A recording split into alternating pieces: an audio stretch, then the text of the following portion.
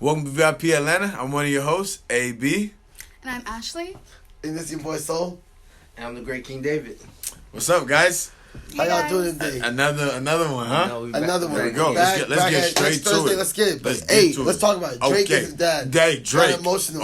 Okay. I mean, it's just one of those things where it's like, I kind of feel where... What did he say? Yeah, what did he say? Basically, Drake's dad said Drake was lying for basically lying for record sales, saying that his dad wasn't there and it was just him and his mom and the six raised him right. They said it was all a lie. Right. And Drake's dad was actually but at the end of the day, what Drake got to understand is that without your mom and without your father, we're nobody. You know what I'm saying? We're not there. You know what I mean? So you still gotta he still gotta understand that that's his father. But like, what are you talking about? But why is he lying? He never said that was his father though. He never said that wasn't. He just said that his father wasn't there as much as he wanted him to be. Or wait. His father said he was there. But how Drake wanted his father to be there? There's two sides to a story. How Drake wanted his father to be there? Three sides. How Drake wanted his father to be there is not how his father was there. Moving on. But what are you talking about moving on? Like, shut up, bro. Like, what's wrong? There's no moving on. Like, can we sit down and talk about this? Let's sit down and talk about the topic. Like, I see what he's talking about. Just because his dad he felt like he was there, but Drake could say, like, emotionally, you weren't there for me. You might have been there for me financially, but you weren't there for me emotionally. If I called you, try to talk to you, or you come to actually see me, like, that's not being in my life. That's what Drake. I saw on Twitter. It was like in the interview, his dad called him Drake. But, like, that's not his real name. Exactly. Yeah. So, it's like you know the character. You don't even know the real person. You know the character. I'm saying, but you know his dad know his name. His name is Drake. All right, let's be real. His name is Aubrey. I mean, but, David, like, if your mom calls you David, your name's Churro. Yeah, you see what I'm saying? So your she name knows is the character of the football. There's no character. Since I was able to talk, I told my mom, do not call me that name. I go by David. Wait. So what are you talking about? You can ask my mom. The only person that calls me my first name is my older sister and my dad. Period. Nobody else calls me that. Why? Because I just don't like that name. Are you JT or are you JT? Why you keep saying period? Oh my God. Anyways, you were just talking about you were in your bag and his bag too. Free JT. Like, JT's out. But no. Free JT. Welcome home. Welcome home. But no, I understand what Drake's saying, because just going up without my dad leaving when I was in third grade, like, just because he can be there financially doesn't mean he's there emotionally or physically. And you got to think about it. He's in Toronto and his dad lives in Memphis. Like, how is he really being in his life like that? Like, the only time you're really gonna go to that is like probably during the summers or something like that. You're not going every single weekend from Toronto to Memphis. So your dad being in your life every day, was that that played a major role in your life? Absolutely. Like, you needed that? Absolutely. For any of the young kids out here, being close with your parents and having that childhood really does matter. So I see where Drake's coming from. Like, but if you're his dad wasn't there. Household, is your dad even really there? No, he goes to work. He comes home. He financially makes us. Emotionally, are you talking about emotionally? Yeah, that's emotionally. I mean, how can you like? It's like me and you being friends for a long time. I still sometimes can't understand you emotionally. So that's different. But that's different. That's your friend. And that's imagine somebody that brought you into this world. Have you ever cried to your dad about a situation that you went through in high school? If a girl broke up with me and what I'm saying, and went to my dad and cried, no. Absolutely. Why? Because I like to handle that by myself. And you know why? What? It's because your dad, like, growing up, not only you but me too, David too. I'm assuming, absolutely. Growing up, we were taught, like, whether they vocalized it or they just did it with their action, they were taught, like, men don't cry. Like, men don't cry. Not only do men don't cry, men gotta be solid as a rock. So I'm not about to let you come. My dad would never let me. If I came into my dad, like, yo, dad, she broke up with me, started crying. My dad, I don't know how my dad would react. Yeah. Like, my dad would get angry. Yeah, exactly. He did. Even me as a girl. And that's the thing about, like, those things that we talk about growing up, our parents doing things that weren't correct, like, and passing down to different generations. Like, we can be that generation that changed and be like, actually be emotional. Actually, when our kids have some problems, they actually can come talk to us and actually, like, be real with us instead of just being like, oh yeah, I was there for you financially, but, like, the other side of the emotional side is not, especially today being Mental Health Day. We got to also talk about that too. That's a big component. Mental health's a big World component. Mental Health, yeah. National Mental Health Day. Yeah. We have we know some people that's dealing with them things. Yeah, mental health is a big thing, but It was blessed that we just got my brother back. Went to Colorado for a little bit, but he's back. moving forward, BET Awards. Did you watch it? Do you think like the I'm sorry. Do you think like the relationship with your parents affects like we have to talk about dating, of course. Do you think it affects like your relationships with your partner? Like most definitely. Most definitely. Do you think like toxic relationships are becoming like more of a norm as opposed to? Yeah. Because now that I'm looking back at it, I think me personally, I witnessed a lot of toxic relationships, a lot of relationships that there wasn't that much like emotion or connection involved. It was really like, you go to work, I go to work, we come home, we make sure the kids are straight, and we wake up, we do the same thing. On Saturdays, we might spend those days together, I might go shopping and I might catch up on some stuff. You know what I'm saying? So, I mean, I really do feel like when it comes to dating, if you see a model like that, like if you lived in a home where you saw that. But you have to break it. That goes against like breaking and that's also like the girl that I don't know her name. The girl that Jeezy's dating right now. You know her name? I don't know her name. Like, but she talk about her standard of like what a man is supposed to do. Her standards were so low because basically like her experiences or through life, she had low standards of what a man was supposed to do. And she was just talking about a simple thing of like she had to go to the airport and she was like, her and Jeezy were at an event and she was gonna take an Uber. And then Jeezy was like, "No, I'm gonna drive you to the airport, something like that. Like that's what I'm gonna see you off. That's what a man's supposed to do." Yeah, but her past experience, she never really had that. So just I think it's just really hard not to bring your past experiences to your current relationship because that's all you know. Absolutely. You know? And I mean, all I knew was toxic. I'm gonna be toxic in my next relationship. Yeah, but guess what, right? And being in a relationship, I don't know if we can really go back and say something about a norm. Like we always bump heads with that. I know we always do, and I want you to get in the habit of stop saying. Do you feel like you're not what a man's supposed to do?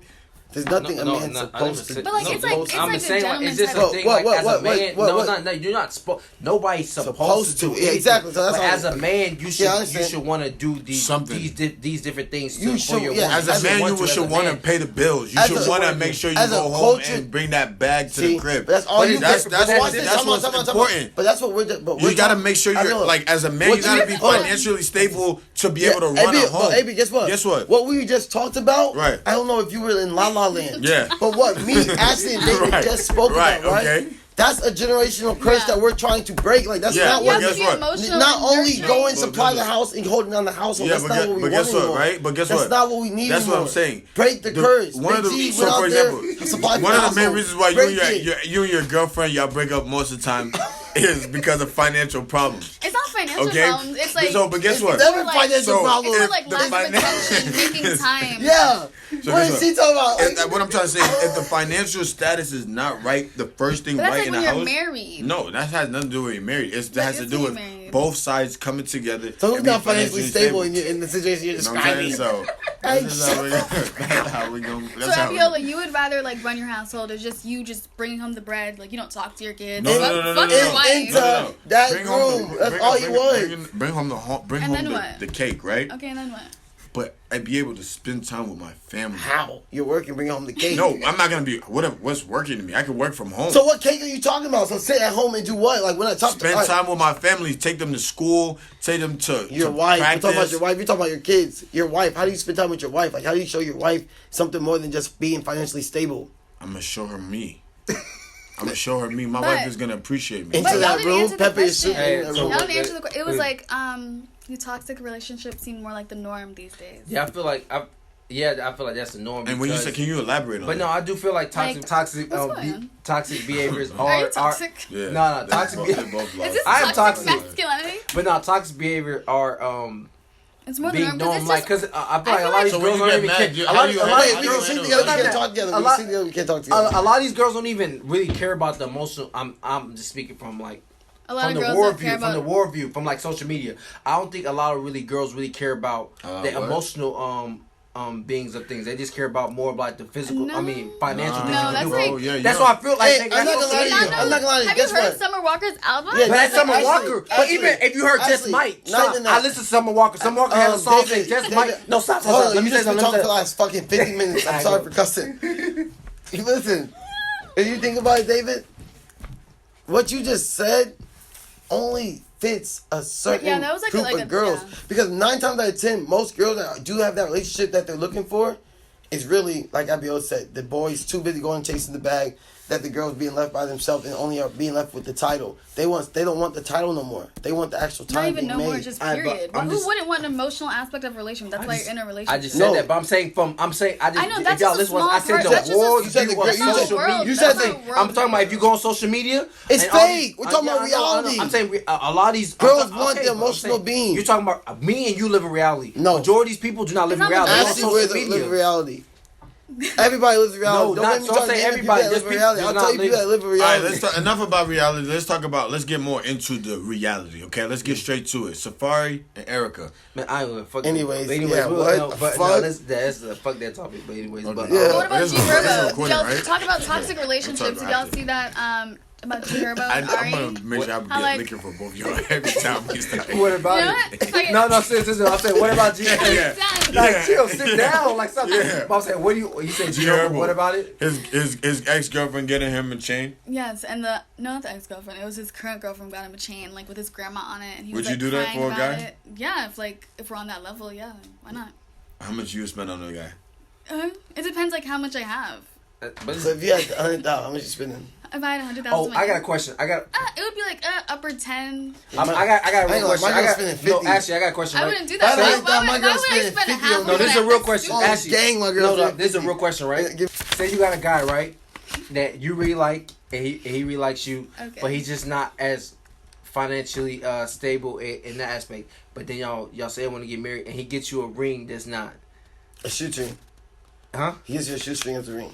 Yeah, but I mean, like, why would we be getting married if he's not financially stable? Exactly, that's going back to my point. But that's not the only part you want in a man. Not financially stable. I'm saying he makes money, but he's not in the 1% or making six figures. But he's good. But if he's getting me a shoestring as a ring, that means he doesn't. Not a shoestring. I'm saying just a nice size ring that he can afford.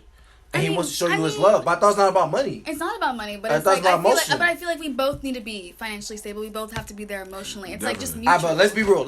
I'm not getting now we have to talk about this. Mm-hmm. What's the percentage of people that make 1% in America?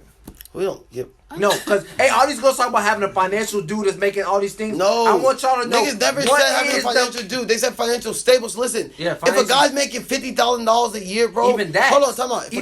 Hold on. That's what I said. I said a guy's making $50,000 a year, right? $50,000 a year, right? Mm-hmm. And he keeps that job for 20 years, right? Yeah. Nigga. That's being financially but stable. I'm saying, girls aren't saying they want a millionaire, bro. Yes, they are. I'm saying because you just say he can't get him a ring if he's making $50,000. What you can say if you're financially stable, what ring are you gonna get for $50,000? Teachers make $50,000 a year and have the biggest wedding rings on their finger. If you make hell no, what teacher you know with a big ass ring? Miss Jane. Miss Jane? You don't know her like that.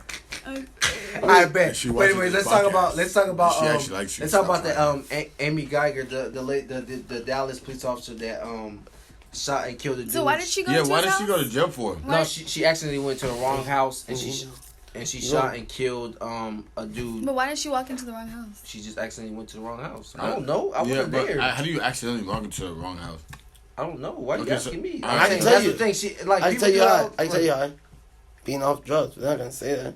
But she accidentally, but basically, it wasn't. I'm not talking about that. I'm talking about like how in the case she got 10 years for killing somebody. But that's every day. Like, why we act shocked every single time? But that's how it be. Like with white people, they always get sentenced less. And they're doing exactly what. And the fact that the brother, it's a prison industrial complex. But let me ask you a question. Right? They were in the room, and then she went in there. Yeah. And shot it. Yeah, she went and then she felt like she was in her house, and she thought somebody was in her house, so she. But did she live around there? Yeah, she lived on the floor above. Oh. So she, I don't know, but the so fact that how somebody was there and shot the nigga. Yeah. But who? But that was his house. That was his house. But she didn't know that. No, obviously not. She did. How long she been living there? She just moved. She moved in like 2 weeks before. Are you serious?